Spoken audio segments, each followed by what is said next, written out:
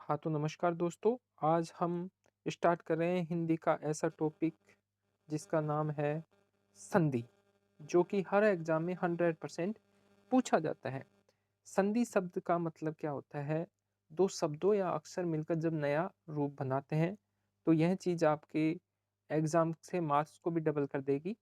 तो तैयार हो जाइए संधि को सबसे आसान तरीके से सीखने के लिए, जहाँ हर कॉन्सेप्ट मिलेगा एग्जाम्पल के साथ और हर रूल मिलेगा शॉर्ट ट्रिक्स के साथ। तो वीडियो को ध्यान से देखिएगा, क्योंकि आज की क्लास के बाद संधि आपके हमेशा के लिए बहुत सरल हो जाएगी। तो शुरू करते हैं आज का अपना टॉपिक। संधि शब्द का अर्थ क्या होता है? संधि शब्द का अर्थ होता है मेल। ठीक है।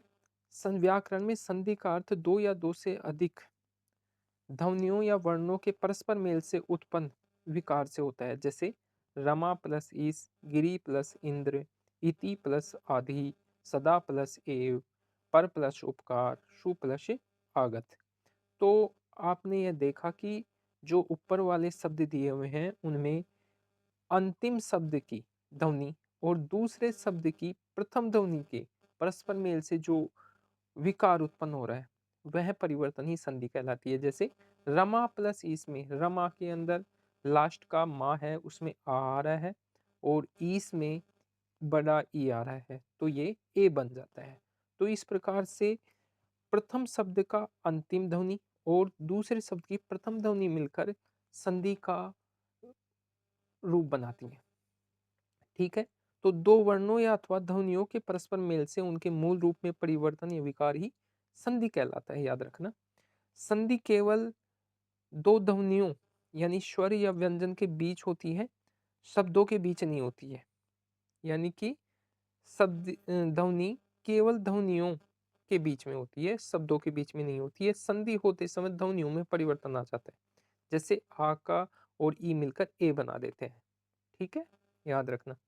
तो संधि विच्छेद दो वर्णों के परस्पर मेल से बने नए शब्द को पुनः पहले वाली स्थिति में लाना संधि विच्छेद कहलाता है। जैसे अधिकांश में अधिक प्लस अंश, ए प्लस ए को जोड़ के जो अधिकांश बना था, आ बना है, वो पहले वाली स्थिति में ला दिया, वो विच्छेद कर देते हैं। यानी कि उनको टुकड़ों में बांट देना विच्छेद कहलाता है। ठीक है। जैसे सूर्योदय, सूर्य प्लस उदय, महात्मा, महा प्लस आत्मा। अब चलते हैं नेक्स्ट स्लाइड पे। अब है संधि के भेद। संधि कितने प्रकार की होती है? संधि 3 प्रकार की होती है। सबसे पहले तो स्वर संधि, व्यंजन संधि और विसर्ग संधि। तो स्वर संधि होती है, वो अपने 5 प्रकार की होती है, वो ही मेन इंपॉर्टेंट है आपके। तो पहली है दीर्घ संधि।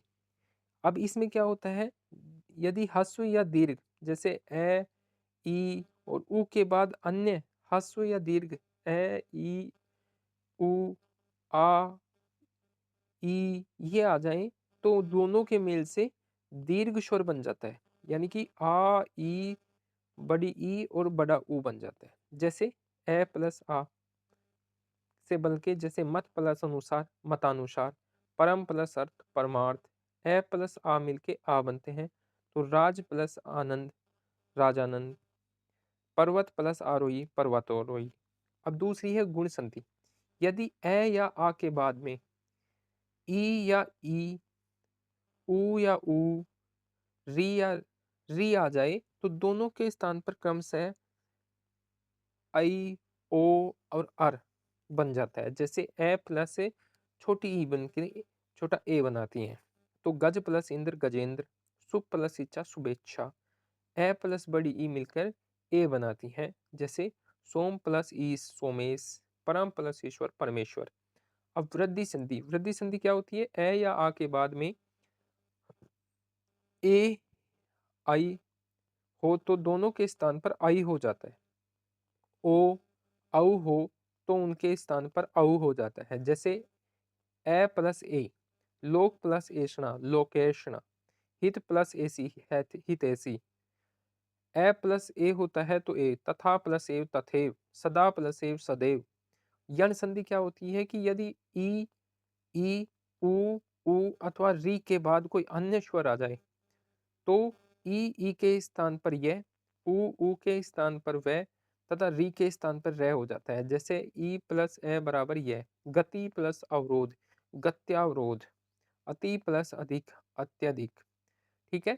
अब है लास्ट पांचवी अपनी अयादी संधि। अयादी संधि क्या होती है कि यदि पहले शब्द के अंत में ए, आई, ओ, औ और दूसरे शब्द के आरंभ में कोई अन्य स्वर आ जाए इनके अलावा, तो ए का आय, ए का आय, ओ का औ का आव हो जाता है। जैसे ए प्लस ए आय, शेष प्लस अयन, शेष प्लस अन, सॉरी, शयन, चे प्लस अन, चैन। ठीक है। अब चलते हैं नेक्स्ट। ये है आप लोगों की जो स्वर संधि है उसको पहचानने की ट्रिक कि जैसे ए आ या दीर्घ संधि का देखिए, ए आ से ए या आ आता है तो आ बन जाता है। ई या ई आती है तो बड़ी ई बन जाती है। ऊ या ऊ आता है तो बड़ा ऊ बन जाता है। इनके बाद में सेम अक्षर रिपीट होते हैं। ठीक है। अब गुण के अंदर ए या आ के बाद में ई या बड़ी ई, ऊ या बड़ा ऊ या री आता है तो इनमें से ए, ओ और अर बन जाते हैं। और वृद्धि के अंदर ए या आ के बाद के अंदर ए, आई, ओ, औ आते हैं तो ए, ओ बन जाते हैं। ठीक है। और यण के अंदर ई, ऊ, औ, री के बाद में भिन्न स्वर आता है इनके अलावा, जैसे ए, आ कुछ भी आ जाता है तो ये, वे और रे बन जाते हैं। ठीक है। अब अयादी संधि के अंदर जैसे ए, आई, ओ, औ है तो इनके अलावा कोई और भिन्न शब्द आता है तो आए, आय, आवे, आव बन जाता है। ये ट्रिक याद रखना। आप सभी इसका स्क्रीनशॉट लेके अपने पास से रख लेना। अब चलते हैं नेक्स्ट पे। नेक्स्ट है व्यंजन संधि। किसी व्यंजन का स्वर से, स्वर का व्यंजन से अथवा व्यंजन का व्यंजन से मेल होने पर जो परिवर्तन होता है उसे व्यंजन संधि कहते हैं। जैसे जगत प्लस अम्बा, जगदम्बा। तय प्लस ए से दय बना यानी कि व्यंजन प्लस स्वर। अनु प्लस एच्छा, अनुच्छा। उ प्लस छ बन के च बनगा, स्वर प्लस व्यंजन का मेल होता है। सत प्लस भावना, सद्भावना। तय प्लस भय बन के धब बना तो व्यंजन प्लस व्यंजन का मेल होता है।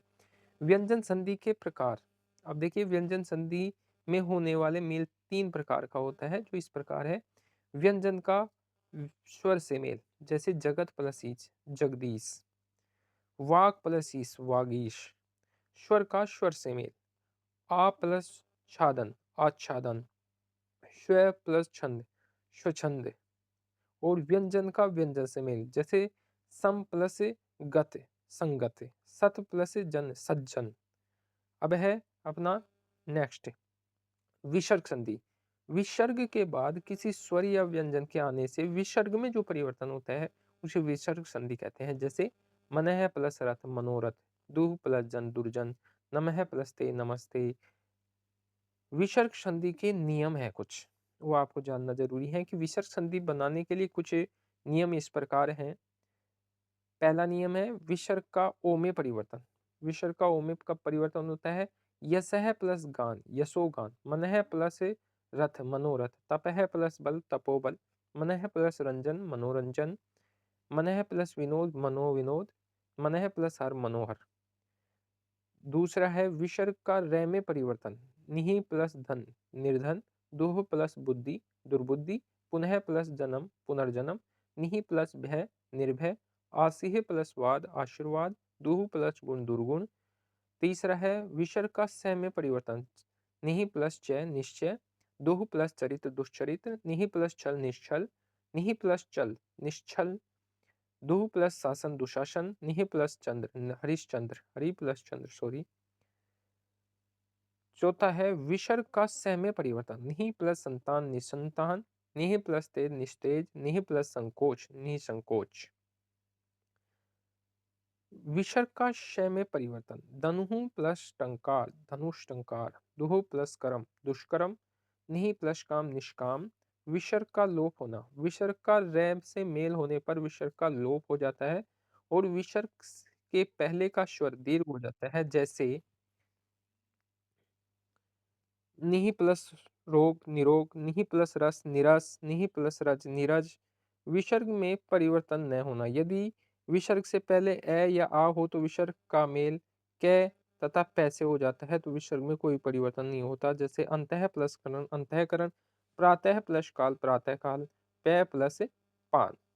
तो ये आप लोगों की संधि कंप्लीट हो गई है। इसके बाहर आपका एक भी क्वेश्चन नहीं बनता है, तो संधि को आप क्लियर कर दिए। वीडियो अच्छी लगी हो तो लाइक, सब्सक्राइब और शेयर ज़रूर करना। धन्यवाद।